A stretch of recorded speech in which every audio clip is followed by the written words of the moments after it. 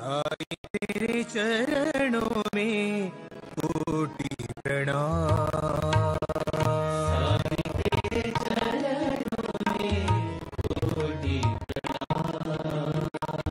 साईं तेरे चरणों में कोटि प्रणाम। साईं तेरे चरणों में कोटि प्रणाम। शरण में लो साईं प्रभो। शरण में लो साईं प्रभो। शरण में ले लो साईं प्रभो। शरण में लो साईं प्रभो। नमस्कार, साई वाणी में मैं सबका स्वागत करना चाहता हूँ। बड़ी खुशी हो रही है मुझे, बहुत अच्छी तरह से पूरे विश्व से मेरे मित्र जुड़ रहे हैं और अभी वो प्रश्न भी पूछ रहे हैं और बहुत सारी समस्याएं भी मेरे सामने रख रहे हैं। अभी तक मैं आपको कुछ कहानियों के माध्यम से ध्यान की तरफ कैसे जाए इसका मैंने प्रयास किया और मुझे काफ़ी अच्छी खुशी मिली कि बहुत सारे लोग जुड़ रहे हैं। और अभी मैं आपको थोड़ी सी आगे स्टेप सिखाना चाहता हूँ, क्योंकि मैं हमेशा चाहता हूँ कि मेडिटेशन, जो आदमी अपने मन के स्टेशन को सही जगह पे रुका लेता है और जहां चाहे वहां पहुंचने का प्रयास करता है, उसको मैं मेडिटेशन कहता हूं। अब देखो, मेडी एंड टेशन, यही तो जीवन है। आप समझ नहीं पा रहे हो, बहुत सारी चीजें बाहर देख रहे हो। जब आपके खुद के अंदर जाने लगोगे, सब कुछ पा लोगे। जीवन में मैं एक बात कहना चाहता हूं और बहुत महत्वपूर्ण बात है, आप ठीक से समझ लीजिएगा। अभी 3 जुलाई 2023 से गुरु पूर्णिमा के दिन बाबा का आशीर्वाद लेके मैं पूरा भारत भ्रमण शुरू कर रहा हूं और भारत भ्रमण करते करते मैं पूरे विश्व तक जाने का मेरा प्रयास है। हर शहर में मैं आ रहा हूं और मैं आपके साथ जुड़ने का प्रयास कर रहा हूं। मैं आपके जीवन में बदलाव लाना चाहता हूं, क्रांति लाना चाहता हूं। जो दुखी है उनको सुखी करने का मेरा छोटा सा प्रयत्न है, लेकिन उसके लिए हमें अभ्यास करना पड़ेगा। आपको और हमें मिलकर हमारी समस्याओं को छोड़ना पड़ेगा। फिर से मैं कहूंगा, वो आए और आकर चले गए, मौन रहे और कुछ कह गए। कुछ था जो बिन बाटे ही बढ़ गया, जल उठे दिए और अंधेरा झट गया। बहुत शांति है। आज मैं पहली बार आपको कहना चाहता हूं कि मैं अगले स्तर पर जा रहा हूं और वो स्तर है ध्यान का स्तर। उसके बाद का स्तर है समाधि का स्तर और उसके बाद का स्तर है जीवन में आनंद लाने का स्तर। ये सब करोगे ना, पानी का वाष्प होने वाला है, लेकिन 99 डिग्री को भी पानी रहता है, 100 डिग्री को ही उसको बाष्प बनता है। अभी मैं एक शिविर कर रहा था पुणे के पास, लोनावला में। लोग आए, 100 लोग थे और मैं उनके साथ जुड़ रहा था। तो शाम के समय मेरा एक भाई आके कहा कि गुरुजी, आज मैंने दिन भर प्रयास किया लेकिन ध्यान तो लगा नहीं, मुझे तो कुछ प्राप्त नहीं हुआ। ध्यान अगर इतना आसान होता तो कोई भी लगा लेता। और अच्छा हुआ एक दिन में ध्यान नहीं लगा, नहीं तो फिर ध्यान का महत्व भी नहीं होता। एक तो बात समझिए, जाके सिर गुरु ज्ञान है, सोई तरत भव माही। गुरु बिन जानो जंतु को, कबहु मुक्ति सुख नाही। जीवन में अगर अपने जीवन में सच्चा आनंद चाहते हो तो गुरु का ज्ञान चाहिए। और गुरु शायद गुरु अगर आपको जीवन में सच्चा मिल गया तो सदगुरु के मिलने के बाद जीवन का आनंद ही अलग है। मैं भी बहुत भटका। मैं 25-30 साल में इधर उधर भागता रहा, लेकिन जब मेरे गुरु ने ज्ञान दिया, साईं ने मेरे अपने पलकों में मुझे लिया और मेरा जीवन ही बदल गया। आज मैं आपके साथ इतनी विश्वास के साथ और दृढ़ता के साथ खड़ा हूं ना, मेरे गुरु ने मुझे आशीर्वाद दिया, मुझे ज्ञान दिया और वो ज्ञान ज्ञान मैं बांटने का कार्य कर रहा हूं, और उसके बाद मेरे जीवन में जो खुशी आई है मैं कह नहीं सकता आपको, इतना मैं खुश हूं अंदर बाहर से। ऐसे ही मैं छोटी सी कहानी बताना चाहूंगा।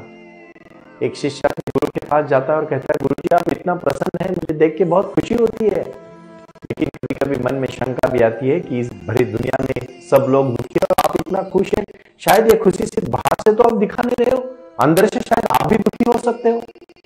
गुरु छोटा सा स्मित हास्य करते हैं और कहते हैं, बेटा मैं कल ही बताने वाला था लेकिन भूल गया, आज मैं बताने से पहले भूल ना जाऊं इसलिए पहले ही बताना चाहता हूं।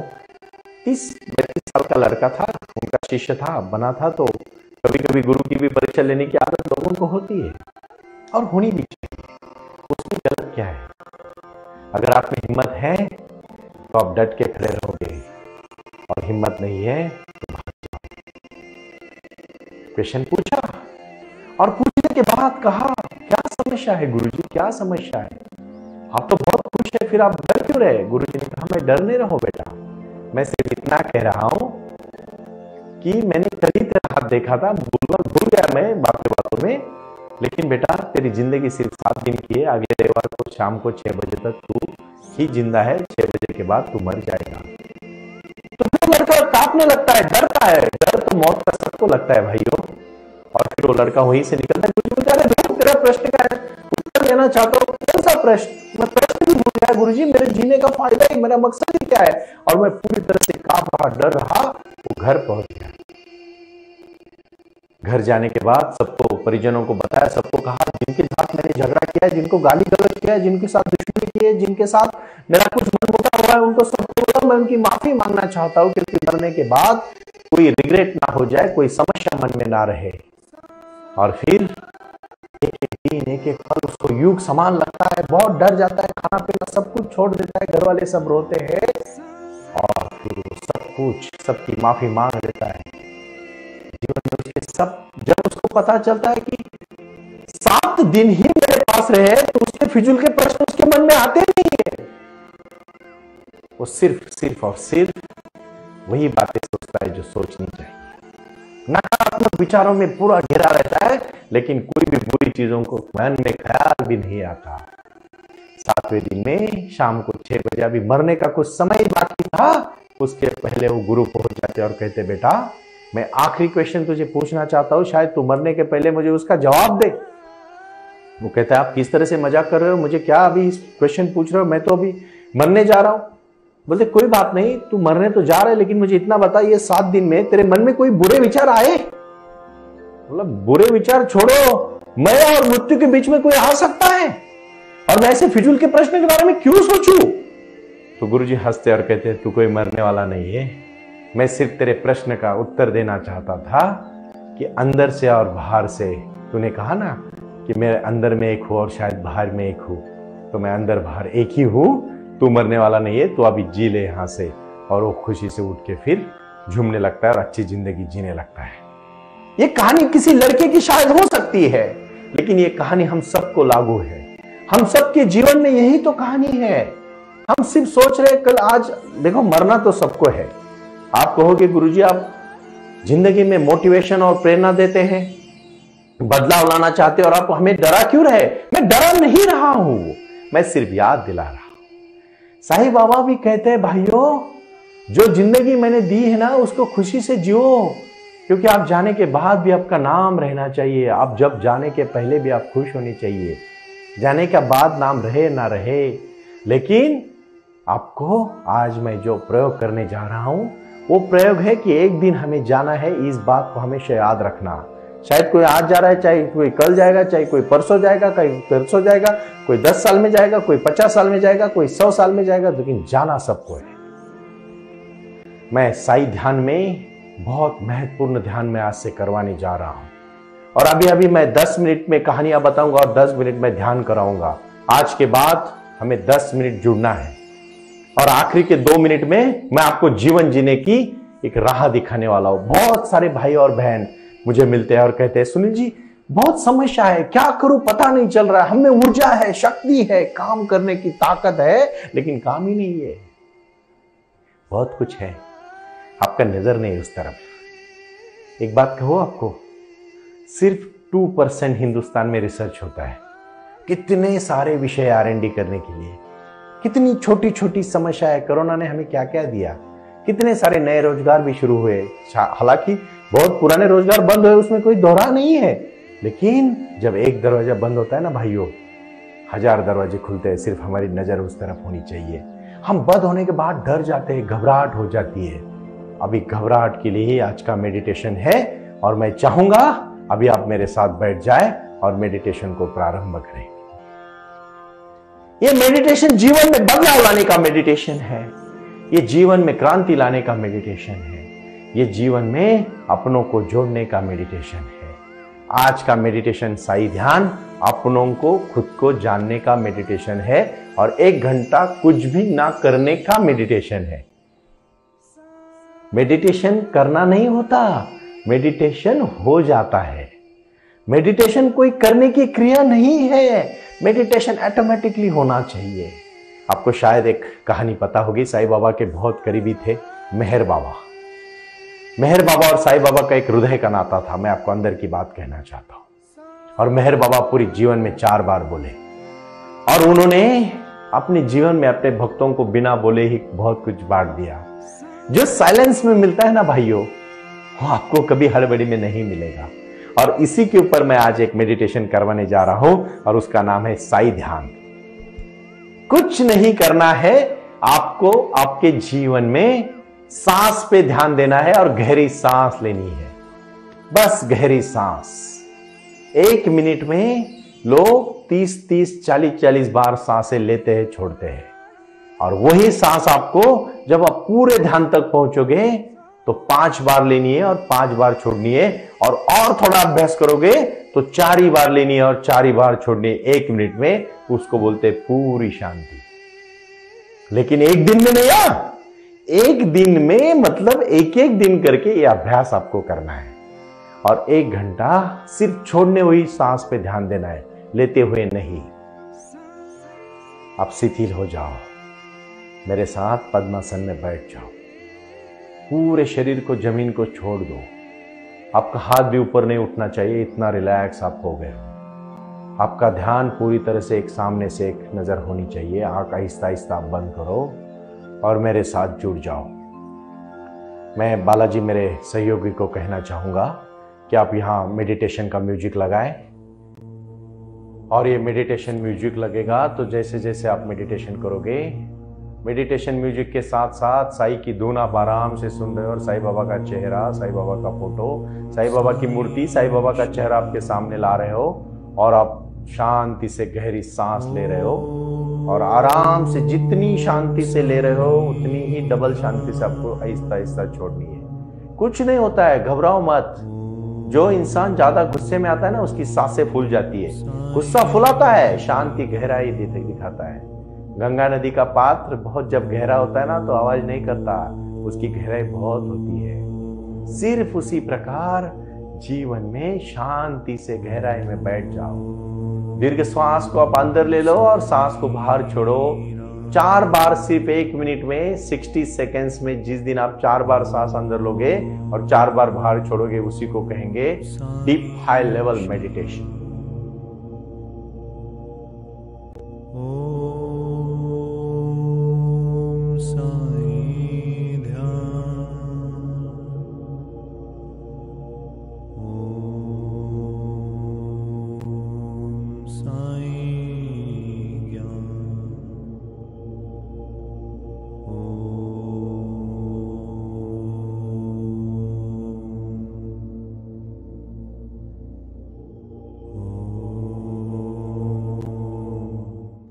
और साई वाणी का ये है, अंदर लेते समय आपको एक बोलना है, प्रारंभ करो,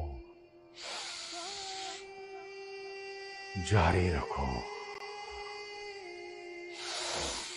प्रारंभ करो, जारी रखो। प्रारंभ करो, जारी रखो। प्रारंभ करो, जारी रखो। प्रारंभ करो, जारी रखो। देखो कितना अच्छा लग रहा है। ऐसा पूरा 40 मिनट करो। एक दिन में आपको लगेगा आप 8 घंटा सो के उठे हो। पूरी तरह से शरीर आपका उल्लासित हो जाएगा और आपके मन में प्रसन्नता आएगी। प्रारंभ करो और जारी रखो का ही गुरु मंत्र आपको रटना है और कुछ नहीं करना है। बिल्कुल शांत हो जाना है। 23 घंटा काम करना है, 1 घंटा पूरा रिलैक्स रहना है। पूरा रिलैक्स रहना ही मेडिटेशन है। यही तो हम नहीं कर रहे।